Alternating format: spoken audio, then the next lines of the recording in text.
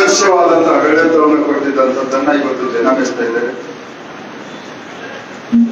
ವಿಶ್ವದ ಅನೇಕ ದೇಶದ ನಾಯಕರುಗಳು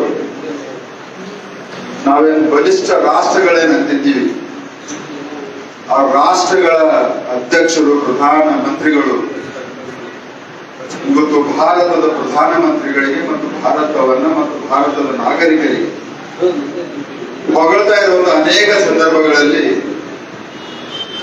ನಾವು ಸ್ವತಃ ನೋಡಿದ್ದೀವಿ. ಸೇವೆ ಸಾಮಾನ್ಯವಾಗಿ ಆಡಳಿತದಲ್ಲಿ ಬಂದವರು ನಾವು ಅಧಿಕಾರ ಚಲಾಯಿಸ್ತೀವಿ ಅನ್ನುವಂತ ಒಂದು ಮತದಲ್ಲಿರುವಂತ ರಾಜಕೀಯ ಪಕ್ಷಗಳಿಗೆ ಹೊತ್ತಾಗಿ ಮಾನ್ಯ ಪ್ರಧಾನಮಂತ್ರಿಗಳು ದೇಶದ ಮಹಾಸೇವಕನಾಗಿ, ಪ್ರಧಾನ ಸೇವಕನಾಗಿ ನಾವು ಸೇವೆ ಮಾಡ್ತೀವಿ ಅನ್ನುವಂಥದ್ದನ್ನ ಅಪ್ಪಟ ಸೇವಕನಾಗಿ ಕಳೆದ 8 ವರ್ಷಗಳಲ್ಲಿ ಕೆಲಸ ಮಾಡಿದ್ದರ ಪರಿಣಾಮವಾಗಿ ಅದರಲ್ಲಿ ಒಂದು ಒಳ್ಳೆ ಉದಾಹರಣೆ ಅಂದ್ರೆ ಕಳೆದ 2.5 ವರ್ಷಗಳಿಂದ ಕೊರೋನಾ ಸಂಕಷ್ಟದ ಮಹಾಮಾರಿಯ ಸಂದರ್ಭದಲ್ಲಿ ಮಾನ್ಯ ಪ್ರಧಾನಮಂತ್ರಿಗಳು ಕೇವಲ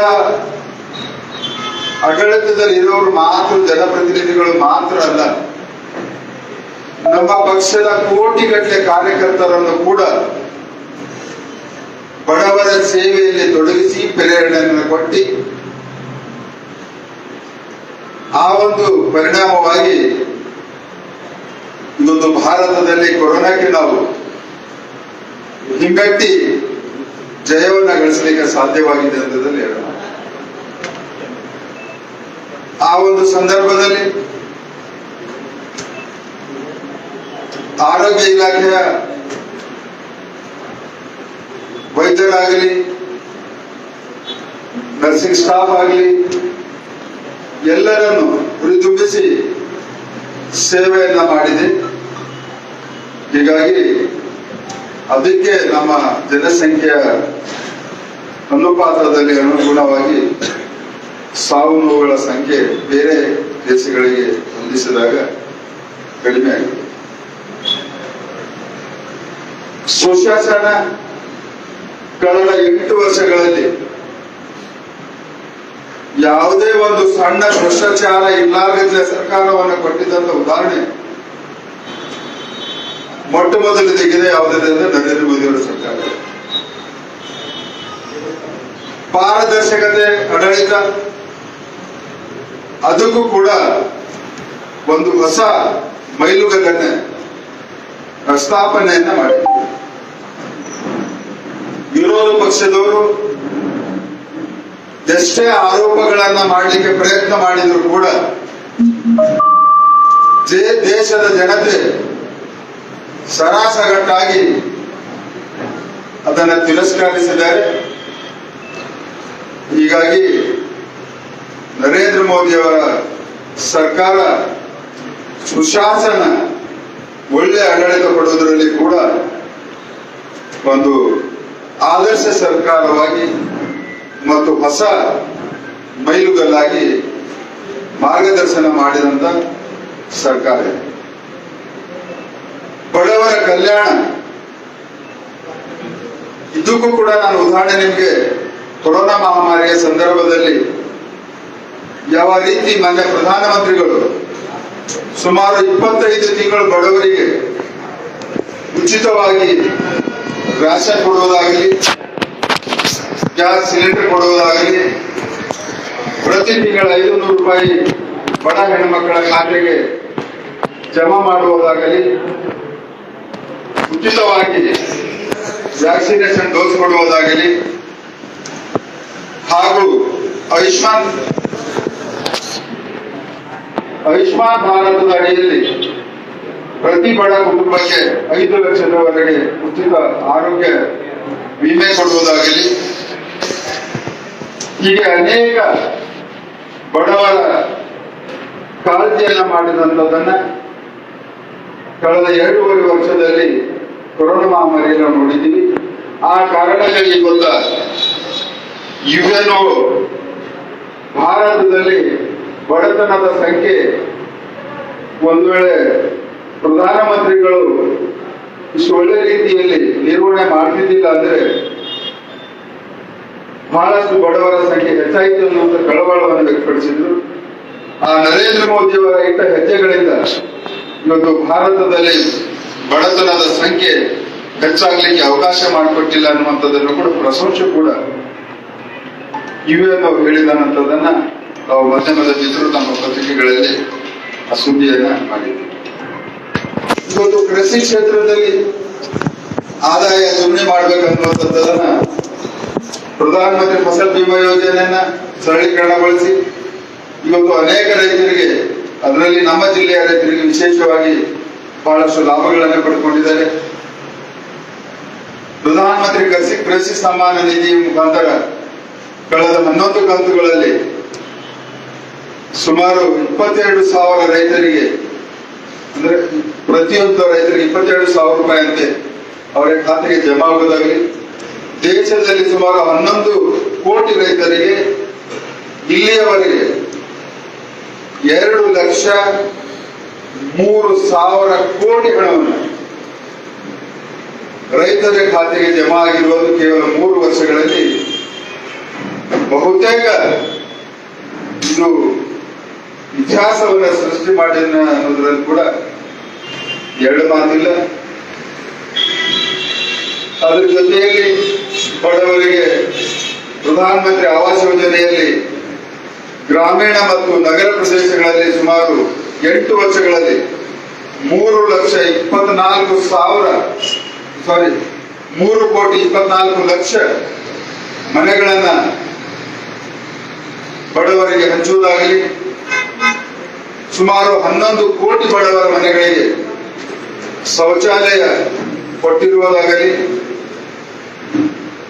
ಸುಮಾರು 18 ಲಕ್ಷ ಮನೆಗಳಿಗೆ, ಬಡವರ ಮನೆಗಳಿಗೆ ವಿದ್ಯುತ್ತನ್ನ ಉಚಿತವಾಗಿ ಕೊಟ್ಟಿರುವುದಾಗಲಿ, ಮುದ್ರಾ ಯೋಜನೆಯಲ್ಲಿ ಸುಮಾರು 1,25,000 ಕೋಟಿ ಹಣವನ್ನ ಬಡ ಹೆಣ್ಣುಮಕ್ಕಳಿಗೆ, ಅದರಲ್ಲಿ 60% ಮಹಿಳೆಯರಿದ್ದಾರೆ. ಅದು ಆಗಲಿ, ಕೊರೋನಾ ಮಹಾಮಾರಿಯಲ್ಲಿ ಬೀದಿ ವ್ಯಾಪಾರಿಗಳು, ಸಣ್ಣ ಸಣ್ಣ ವ್ಯಾಪಾರಸ್ಥರು ಆರ್ಥಿಕ ಸಂಕಷ್ಟಕ್ಕೆ ಒಳಗಾಗಿ ತಮ್ಮ ವ್ಯವಹಾರವನ್ನ ಕಳ್ಕೊಳ್ಳುವಂತ ರೀತಿಯಲ್ಲಿ ಮಾನ್ಯ ಪ್ರಧಾನಮಂತ್ರಿಗಳ ಸ್ವನಿಧಿ ಅನ್ನುವಂತ ಯೋಜನೆಯ ಮುಖಾಂತರ ಪ್ರತಿ ಬಡ ವ್ಯಾಪಾರಿಗಳಿಗೆ 10,000 ರಿಂದ 15,000 ರೂಪಾಯಿವಾಗಿ ಅವರಿಗೆ ಕೊಟ್ಟಿರುವುದಾಗಲಿ, ಮಹಿಳೆಯರಿಗಾಗಿ ಸ್ವಸಹಾಯ ಗುಂಪುಗಳಿಗೆ 10 ಲಕ್ಷದವರೆಗೆ ಸಾಲ ಕೊಡುವುದಾಗಲಿ, ಹೀಗೆ ಅನೇಕ ಯೋಜನೆಗಳ ಮುಖಾಂತರ ಇವತ್ತು ಸೇವೆಯನ್ನ ಮಾಡಿದೆ, ಸುಶಾಸನವನ್ನ ಕೊಟ್ಟಿದೆ ಮತ್ತು ಬಡವರ ಕಲ್ಯಾಣಕ್ಕಾಗಿ 10 ಯೋಜನೆಗಳ ಮುಖಾಂತರ ಮಾನ್ಯ ಪ್ರಧಾನಮಂತ್ರಿಗಳ ಸರ್ಕಾರ ಸೇವೆಯನ್ನಗೈದಿದೆ. ಅದ್ರ ಜೊತೆಯಲ್ಲಿ ಮೂಲಭೂತ ಸೌಕರ್ಯಗಳಾದಂತ ರಸ್ತೆಗಳು ಕೇವಲ 8 ವರ್ಷಗಳಲ್ಲಿ, ಸ್ವಾತಂತ್ರ್ಯ ಸಿಕ್ಕಿ 60 ವರ್ಷಗಳಲ್ಲಿ ಎಷ್ಟು ರಾಷ್ಟ್ರೀಯ ಹೆದ್ದಾರಿಗಳನ್ನ ನಿರ್ಮಾಣವಾಗಬೇಕಾಗಿತ್ತೋ ಅಷ್ಟು ಕೇವಲ 8 ವರ್ಷಗಳಲ್ಲಿ ನಮ್ಮ ಸರ್ಕಾರ ಮಾಡಿದೆ. CRF ನಲ್ಲಿ ಕೂಡ ದೊಡ್ಡ ಪ್ರಮಾಣದಲ್ಲಿ ರಸ್ತೆ ನಿರ್ಮಾಣಗಳನ್ನು ಮಾಡಿದೆ. ಇವತ್ತು ಪ್ರಧಾನಮಂತ್ರಿ ಗ್ರಾಮ ಸಡಕ್ ಯೋಜನೆಯಲ್ಲಿ ಕೂಡ ಹಿಂದೆಂದಿಗೂ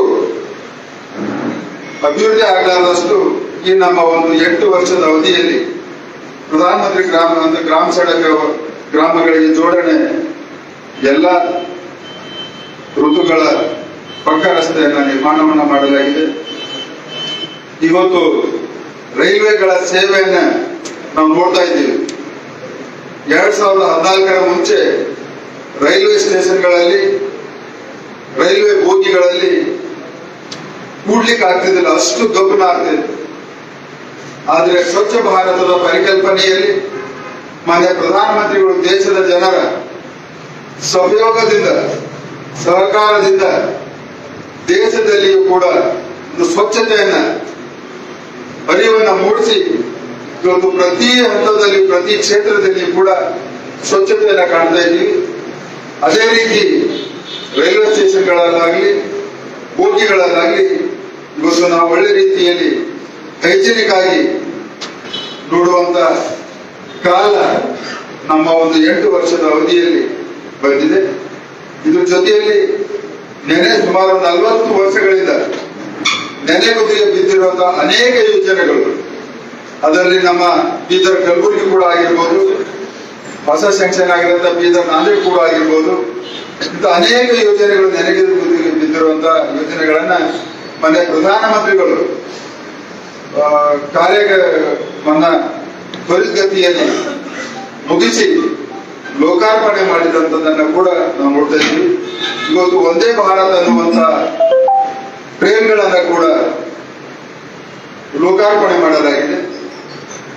ಈಗಾಗಲೇ ಹೈ ಸ್ಪೀಡ್ ಟ್ರೈನ್ಸ್ ಗಳನ್ನು ಕೂಡ, ಬುಲೆಟ್ ಟ್ರೈನ್ಸ್ ಗಳನ್ನು ಕೂಡ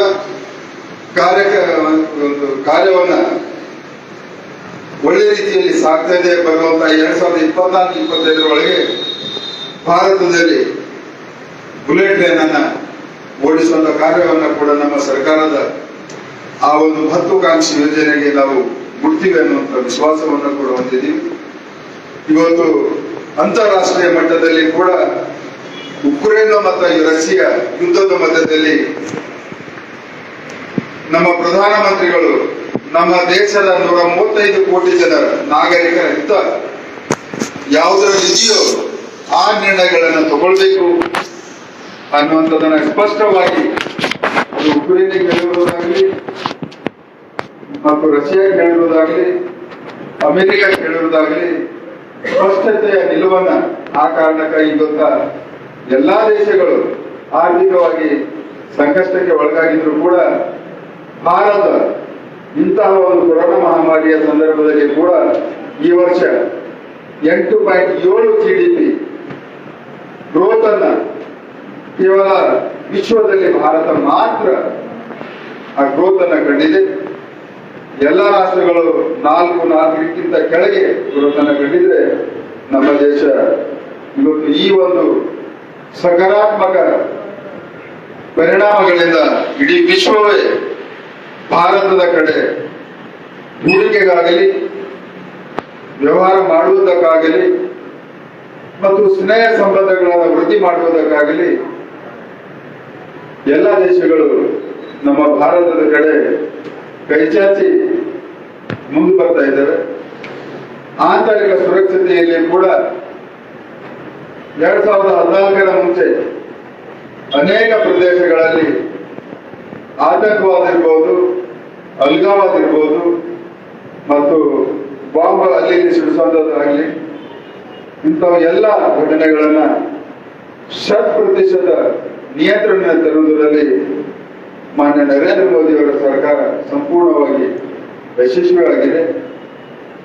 ಹೀಗಾಗಿ ಈ ಒಂದು 8 ವರ್ಷಗಳ ಅವಧಿಯಲ್ಲಿ ಭಾರತ ಅದ್ಭುತವಾದಂತಹ ಸಾಧನೆಯನ್ನ ಮಾಡಿದರ ಪರಿಣಾಮವಾಗಿ ಇವತ್ತ ಎಲ್ಲಾ ಚುನಾವಣೆಗಳಲ್ಲಿ ಬಹುತೇಕ ಭಾರತೀಯ ಜನತಾ ಪಕ್ಷದ ಅಭ್ಯರ್ಥಿಗಳ ಗೆಲುವು ರಾಜಕೀಯವಾಗಲಿ ನಮಗೆ ಅದರ ಪ್ರಮಾಣವನ್ನು ನಮ್ಮ ದೇಶದ ಜನರು ಕೊಡ್ತಾ ಇದ್ದಾರೆ ಅನ್ನುವಂಥದ್ರಲ್ಲಿ ಎರಡು ಮಾತಿಲ್ಲ.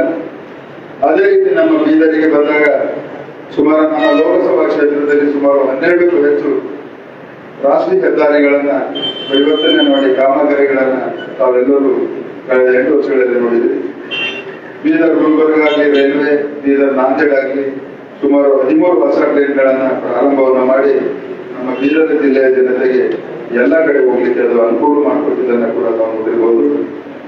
ಯಾವುದು ಸುಮಾರು 2 ದಶಕಗಳಿಂದ ವಿಮಾನಯಾನವನ್ನ ಪ್ರಾರಂಭ ಆಗಿದ್ದಿಲ್ಲ. ಕಳೆದ 2.5 ವರ್ಷಗಳ ಹಿಂದೆ ಫೆಬ್ರವರಿ 2020ರಲ್ಲಿ ಪ್ರಾರಂಭವನ್ನು ಮಾಡಿದ್ದೀನಿ. ಕಾರಣಾಂತರಗಳಿಂದ ಅದನ್ನ ಮತ್ತೆ ನಿಲ್ಲಿಸಲಾಗಿತ್ತು.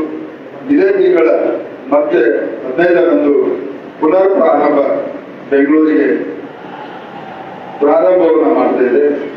ಪ್ರಧಾನಮಂತ್ರಿ ಗ್ರಾಮ ಸಡಕ್ ಯೋಜನೆಗೆ ಈ ವರ್ಷ ಸುಮಾರು 268 ಕಿಲೋಮೀಟರ್ ರಸ್ತೆಗಳನ್ನ ಕೈಗೆತ್ತಿಕೊಂಡು ಈಗಾಗಲೇ ಅಭಿವೃದ್ಧಿಯ ಮುಂದ್ಗಡೆ ನಡೀತಾ ಇದ್ದಾವೆ.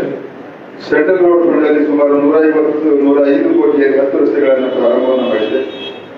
ನಮ್ಮ ಕುಲಕರ್ಣಿ ಸಾಹೇಬ್ ಯಾವಾಗಲೂ ಕೀಪೇಡ್ ಸೀಟನ್ನ ಅಂತಿದ್ರು. ಅವರಿಗೆ ವಿಶ್ವಾಸವನ್ನ ಯಾವಾಗಲೂ ಕೊಟ್ಟಿದ್ದ. ನಾನು ನೀವೇನು ಕಾಳಜಿ ಮಾಡಿಕ್ಕೆ ಹೋಗ್ಬೇಕು, ಯಾವುದೇ ಕಾರಣಕ್ಕೆ ಶೀಘ್ರದಲ್ಲಿ ಪ್ರಾರಂಭವಾಗ್ತದೆ ಅಂತ. ಬಹುತೇಕ ಜುಲೈ ಅಥವಾ ಆಗಸ್ಟ್ನಲ್ಲಿ ಅದೊಂದು ಶಂಕುಸ್ಥಾಪನೆ ಆಗಿ ಅಥವಾ ಕಾಲೇಜ್ ಪ್ರಾರಂಭವನ್ನು ಮಾಡಲಿಕ್ಕೆ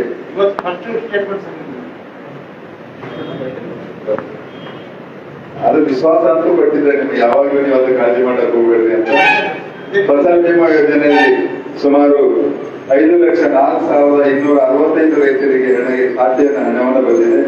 ಸಮ್ಮಾನ್ ನಿಧಿಯಲ್ಲಿ ಸುಮಾರು 4,02,520 ರೈತರಿಗೆ ಬಂದಿದೆ.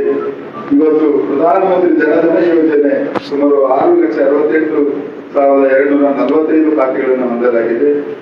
ಪ್ರಧಾನಮಂತ್ರಿ ಮುದ್ರಾ ಯೋಜನೆಯಲ್ಲಿ ಸುಮಾರು 1.5 ಲಕ್ಷಕ್ಕೂ ಹೆಚ್ಚು ವ್ಯಾಪಾರಿಗಳಿಗೆ 115 ಕೋಟಿ ಸಾಲವನ್ನು ನೀಡಲಾಗಿದೆ. ಪ್ರಧಾನಮಂತ್ರಿ ಉಜ್ವಲ ಯೋಜನೆಯಲ್ಲಿ 2,45,597 ಲಾಭಾರ್ಥಿಗಳಿಗೆ ನಾವು ಉಜ್ವಲ ಯೋಜನೆಯಲ್ಲಿ ಗ್ಯಾಸ್ ಅನ್ನು ಕೊಟ್ಟಿದ್ದೀವಿ.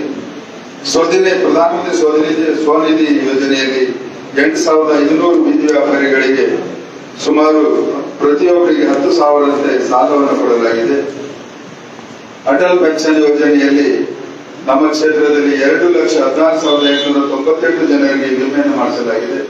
ಪ್ರಧಾನಮಂತ್ರಿ ಸುರಕ್ಷಾ ವಿಮಾ ಯೋಜನೆಯಲ್ಲಿ 3,45,680 ಜನರಿಗೆ ವಿಮೆಯನ್ನು ಮಾಡಿಸಲಾಗಿದೆ. ಆಯುಷ್ಮಾನ್ ಭಾರತದಲ್ಲಿ ನಮ್ಮ ಜಿಲ್ಲೆಯಲ್ಲಿ 54,983 ಜನರಿಗೆ ಉಚಿತವಾಗಿ ಚಿಕಿತ್ಸೆಯನ್ನು ಕೊಡಲಾಗಿದೆ. ಇವತ್ತು ನಮ್ಮ ಜಿಲ್ಲೆಯಲ್ಲಿ ಗರೀಬ್ ಕಲ್ಯಾಣ ಯೋಜನೆ ಅಂತಂದ್ರೆ ರೇಷನ್ ಕೊಡುವಂತಹ ಕುಟುಂಬಗಳು ಸುಮಾರು 11,97,903 ಕುಟುಂಬಗಳಿಗೆ ಉಚಿತವಾಗಿ ರೇಷನ್ ಅನ್ನು ಕೊಡುವಂತಹ ಕಾರ್ಯಕ್ರಮವನ್ನ ಇವತ್ತು ಯಶಸ್ವಿಯಾಗಿ ನಡೀತಾ ಇದೆ. ಹೀಗೆ ಬಡವರು, ಗ್ರಾಮೀಣ ಭಾಗಕ್ಕೆ ಮತ್ತು ಸ್ಟಾರ್ಟ್ಅಪ್ಗಳಿಗೆ ಒತ್ತನ್ನು ಕೊಟ್ಟು ಇವತ್ತು ಕೈಗಾರಿಕೆಗೆ ಉತ್ತೇಜನ ಕೊಡುವಂತಹ ಅನೇಕ ನೀತಿಗಳನ್ನ ಅದು ಸದ್ಯದರ ಪರಿಣಾಮವಾಗಿ ನಮ್ಮ GDPಯನ್ನ ಇಷ್ಟು ಒಳ್ಳೆ ರೀತಿಯಲ್ಲಿ ಅದೇ ಒಂದು ಪ್ರಮಾಣ ಇದೆ. ಇದ್ರ ಜೊತೆಯಲ್ಲಿ ಭಾರತ ಮುಂಬರುವ ಒಂದು ದಿನದಲ್ಲಿ ಹೈಡ್ರೋಜನ್ ಮಿಷನ್ ಇಂದ ಇಡೀ ವಿಶ್ವಕ್ಕೆ ನಾವು ಲೀಡರ್ ಆಗುವಂತ ರೀತಿಯಲ್ಲಿ ಗುರಿಯನ್ನು ಇಟ್ಕೊಳ್ಳಲಾಗಿದೆ. ಮತ್ತು ರಿನ್ಯೂವಬಲ್ ಎನರ್ಜಿ ನವೀಕರಿಸಬಹುದಾದ ಇಂಧನದ ಮುಖಾಂತರ ಕೂಡ 2030ರವರೆಗೆ ಸುಮಾರು 500 ಗಿಗಾವ್ಯಾಟ್ 50% ಹೆಚ್ಚು ನಮ್ಮ ದೇಶದಲ್ಲಿ ಬೇಕಾಗಿರುವಂತ ಒಂದು ವಿದ್ಯುತ್ತನ್ನ ನವೀಕರಿಸಬಹುದಾದ ಇಂಧನ ಮೂಲಗಳಿಂದ ಉತ್ಪಾದಿಸಬೇಕನ್ನುವಂತ ಯೋಜನೆ ಇದೆ. ಹೀಗಾಗಿ ಭಾರತದಲ್ಲಿ ಕಳೆದ 8 ವರ್ಷಗಳಿಂದ ಮಾನ್ಯ ಪ್ರಧಾನಮಂತ್ರಿ ನರೇಂದ್ರ ಮೋದಿ ಅವರ ನೇತೃತ್ವದಲ್ಲಿ ಸೇವೆ ಮತ್ತು ಸುಶಾಸನ ಮತ್ತು ಬಡವರ ಕಲ್ಯಾಣಕ್ಕಾಗಿ ದುಡಿದಿದೆ ಅನ್ನುವಂಥದ್ದನ್ನ ನಮ್ಮ ಮಾಧ್ಯಮದ ಮಿತ್ರರ ಮುಖಾಂತರ ಬೀದರ್ ಜಿಲ್ಲೆಯ ಜನತೆಗೆ ಒಂದು ಲೆಕ್ಕಪತ್ರವನ್ನು ಕೊಡಬೇಕನ್ನುವಂಥದ್ದನ್ನ ಉದ್ದೇಶದಿಂದ ಇವತ್ತು ಪಕ್ಷ ಈ ಕಾರ್ಯಕ್ರಮವನ್ನ ಪತ್ರಿಕಾಗೋಷ್ಠಿಯನ್ನು ಹಮ್ಮಿಕೊಳ್ಳಲಾಗಿದೆ. ಹೀಗಾಗಿ ಮಾನ್ಯ ಎಲ್ಲ ಪತ್ರಿಕಾ ಮುಖಂಡರು ತಾವು ಬಹಳಷ್ಟು ರುಚಿಯನ್ನು ಇಟ್ಕೊಂಡು ಈ ಒಂದು ಪತ್ರಿಕಾಗೋಷ್ಠಿಯಲ್ಲಿ ಭಾಗವಹಿಸಿದ್ದಕ್ಕಾಗಿ ಎಲ್ಲರಿಗೆ ನಾನು ಅಭಿನಂದನೆ ಧನ್ಯವಾದಗಳನ್ನು ಹೇಳ್ತೀನಿ. ತಮ್ಮೆಲ್ಲರಿಗೂ ಶುಭವಾಗಲಿ.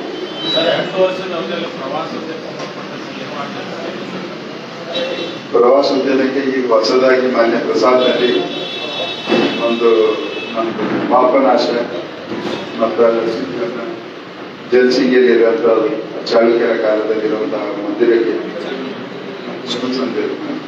ಆ ಮಂದಿರಕ್ಕೆ ಶಾಂಕ್ಷನ್ ಆಗಿದೆ. ಈಗ ಮೊನ್ನೆ ಇಂಜಿನಿಯರಿಂಗ್ ಡಿಪಾರ್ಟ್ಮೆಂಟ್ ದವರು ಬಂದು ಎಲ್ಲ ಸಭೆಗಳನ್ನು ಮಾಡಿಕೊಡ್ತಿದ್ದಾರೆ. ಸರ್ವೆ ಮಾಡ್ಕೊಂಡು ಹೋಗಿದ್ದಾರೆ. DPR ಆದ್ಮೇಲೆ ಹಣ ಬಿಡುಗಡೆ ಏನಿಲ್ಲ, ಟೋಟಲಿ ಹೋಲಿಸ್ಟಿಕ್ ಆಗಿ ಎಲ್ಲ ರೀತಿಯಲ್ಲಿ ಸಮಗ್ರವಾದಂತಹ ಅಭಿವೃದ್ಧಿ ಆಗುವ ಚಿಂತನೆಯಲ್ಲಿ ಅದಕ್ಕೊಂದು DPR ಮಾಡಿಸ್ತಾ ಇದ್ದೀವಿ. ಸಾಧ್ಯ ಆದಷ್ಟು ಆ DPR ಎಷ್ಟಾಗ್ತದೋ ಅದಕ್ಕೆಲ್ಲ ಹಣ ಬಿಡುಗಡೆ ಮಾಡಿಸುವಂಥದ್ದು ಸಾಧ್ಯ ಆಗ್ತದೆ.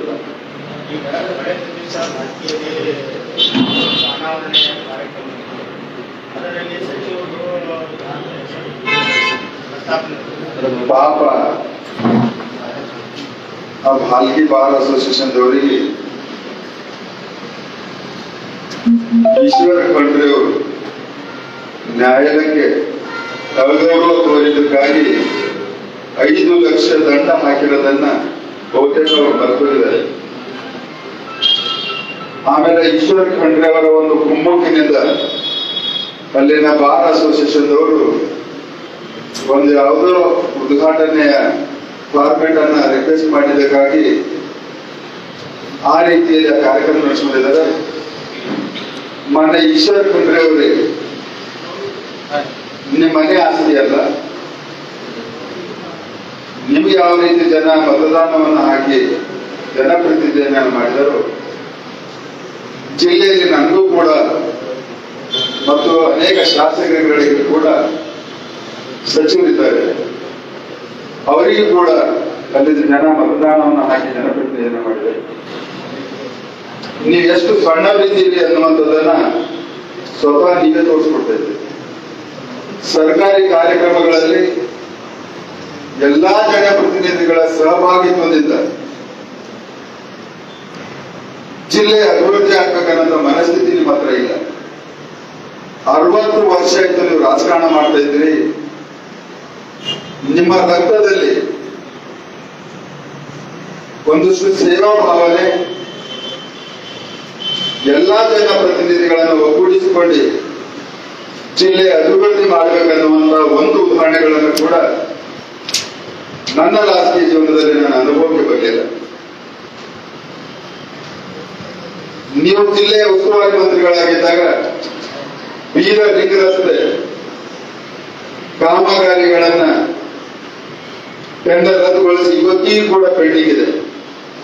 ನಿಮ್ಮ ಅಭಿವೃದ್ಧಿ ಏನಂದ್ರೆ ಇಂಥವಿದೆ. ಹೀಗಾಗಿ ಅವರ ಸಣ್ಣತನಕ್ಕೆ ನಾನು ಇದಕ್ಕಿಂತ ಜಾಸ್ತಿ ಹೇಳಕ್ಕೆ ಇಷ್ಟಪಡುವುದಿಲ್ಲ ಅನ್ನೋದನ್ನ. ಇದ್ರ ಜೊತೆಯಲ್ಲಿ ಮೊನ್ನೆ ಬೀದರ್ ಜಿಲ್ಲೆಯಲ್ಲಿ ಇಲ್ಲಿಯವರೇ ಗೋಬರದ ಸಚಿವರಿದ್ದರೆ ಇಲ್ಲಿ ಸಪ್ಲೈ ಇಲ್ಲ ಅನ್ನುವಂಥದ್ದನ್ನ ಕೂಡ ಒಂದು ಸೋಷಿಯಲ್ ಮೀಡಿಯಾದಲ್ಲಿ ಟ್ವೀಟ್ ಮಾಡಿ ಹೇಳಿದ್ರು.